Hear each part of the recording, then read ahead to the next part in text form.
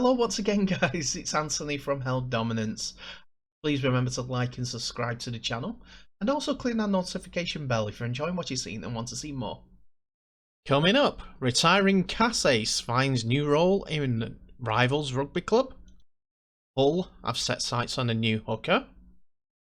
The Bravehearts have announced their initial squad, for the upcoming international with Jamaica. And is it one more time for the Rabbitohs and NRL legend? So another game that we're looking at during the 2021 off-season due to the Rugby League World Cup being suspended is Jamaica's visit to the Mendenhall's Jungle to face their opponents, which are Scotland Rugby League, on the 15th of October in 2021, Friday.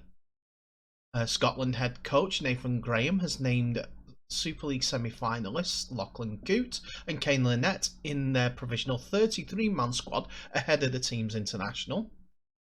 Coote and Lynette, who are going to be teammates at Craven Park in 2022, are among 10 Super League based players set for the Bravehearts' first ever meeting with the Reggae Warriors. Graham said, "I'm really looking forward to kicking off the sessions in a couple of weeks' time. It's been a long time in waiting. We have announced an extended squad that is a mix of experienced campaigners and some new guys. We'll look at how everyone performs and finalise a 20-man squad for a 4-day camp before the game. I'm looking for the young guys to be really competitive in training and push themselves with a view to being in the 20.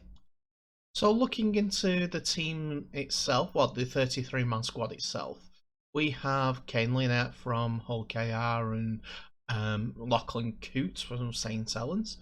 But we also have Ben Helliwell, Ryan Braley, Liam Hood, Matty Russell and James Bell, who have all played for Lee in 2021. Plus 2 from Salford, Danny Addy and Sam Luckley. On the different end of the scale, going from Super League to lower leagues, we have Lewis Clark, Matt Hogg, Niall Hall from Edinburgh Eagles, and also Murray Mitchell from Strathmore Silverbacks, who are looking to get into the final 20 when it comes to the releasing of the 13 players back to their clubs. So it is an eclectic mix. So going through from Super League all the way down to the Scotland Rugby League competition. So the least that you can say about this squad itself is that it's going to get a lot of players, some experience they never would have thought of or have been involved with before. 10 Super League players will be definitely involved in the squad. 2 really high class players, being that they're in semi-finals rugby for the NRL, Super League Grand Final. So we'll see how they go on. It'll be an interesting test, as Jamaica will be on high, as they have qualified for the World Cup in a proper qualification, and Scotland are going to be looking to set a benchmark down so that they're ready for the Rugby League World Cup in 2022. So not long after announcing he is hanging his boots up at the end of the season, it turns out that a certain player has found new work ready for 2022 and beyond.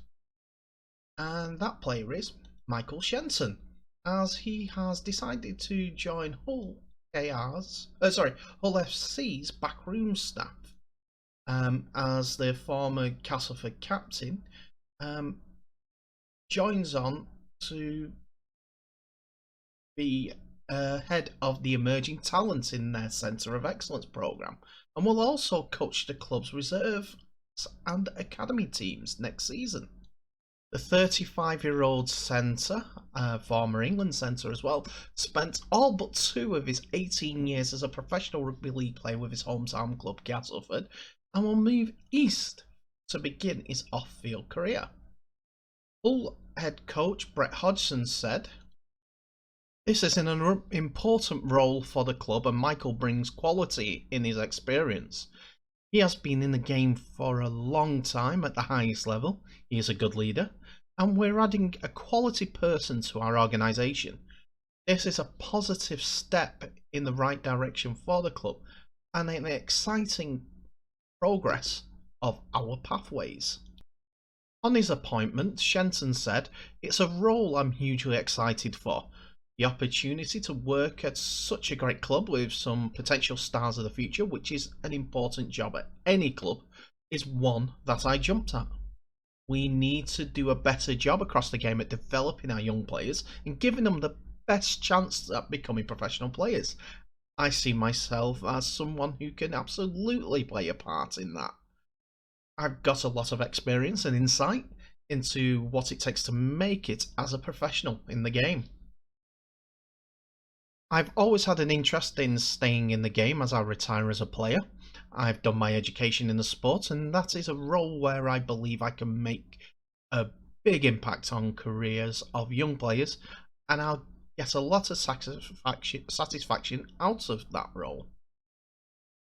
Shenny, as is known to his teammates, colleagues and friends, played 341 games for Castleford in 2 spells between 2004 and 10 and 2013 and 21, where he scored 161 tries.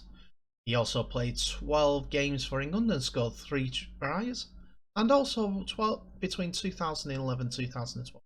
St Helens, where he played 58 games and scored 19 tries, which means that he has also joined the 400 club as a rugby league player.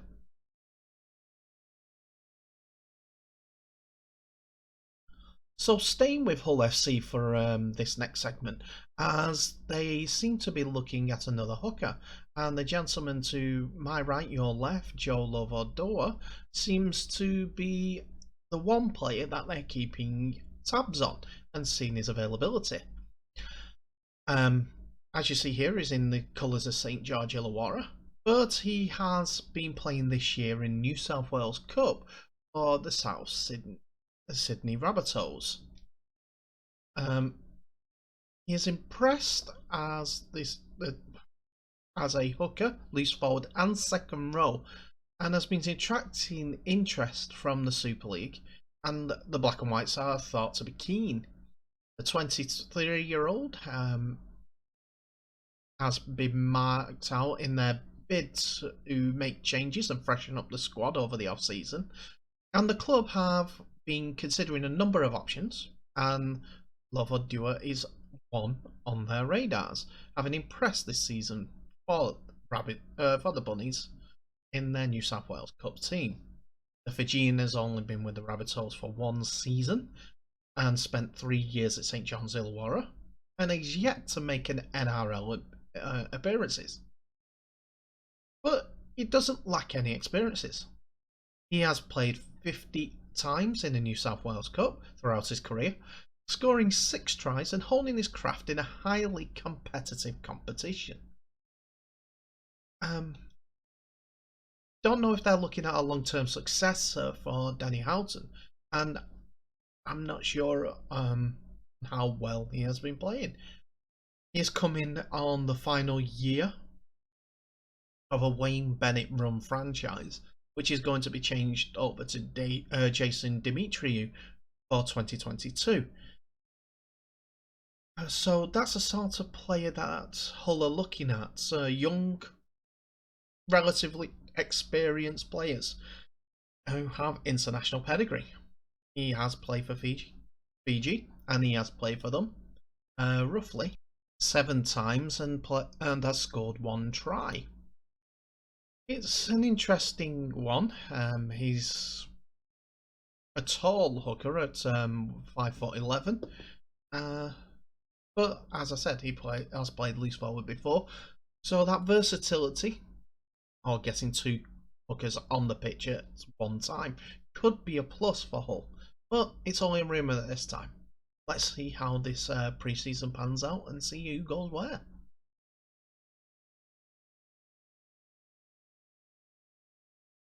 So as we're heading into the NRL Grand Final, there's been a lot of press conferences held over the last couple of days with each of the coaches and players from both sides. And one of the most interesting ones to come out is the conversation that the press had with Benji Marshall. After Friday night's 36 points to 16 win over the Manly, Bennett retold the conversation the duo had before Marshall joined the club, and he said he was eager to go out on a good note. However, Marshall isn't holding himself to that now. He said to the press, "Everyone is retiring except me. I honestly feel like if I wanted to play next year, I could, for sure. I still have life in the legs and a bit of hunger in the heart. They make me feel very valued here and throughout my career when I've felt that I can play better and I can feel that I can commit better," he said. Marshall was due to,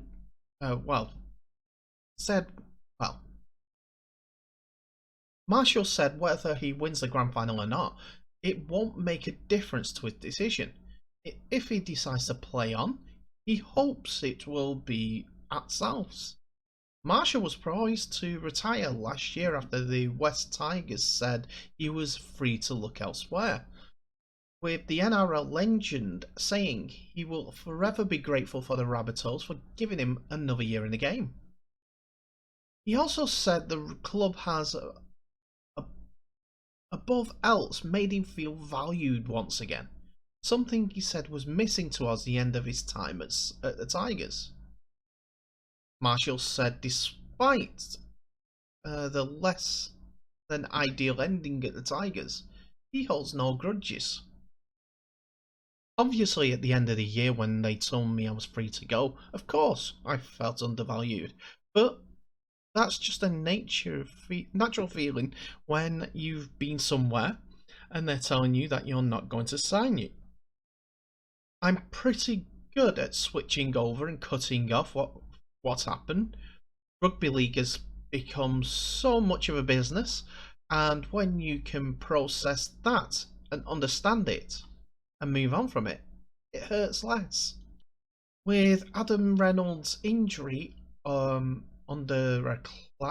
an injury cloud the past week, Marshall said he has been readying to take the skipper's place in the grand final in an event that he is unable to play. Despite the injury, Reynolds has declared he won't miss the grand final for the world on Monday. Marshall said while the chances of Reynolds missing the game is low, he would be ready if called upon. "I am always ready," he said about taking the spot at halfback. "I've done it all year. That's what they signed me for. To do Reynolds training when he plays. Nothing changes. My job is to play as if I had to be there."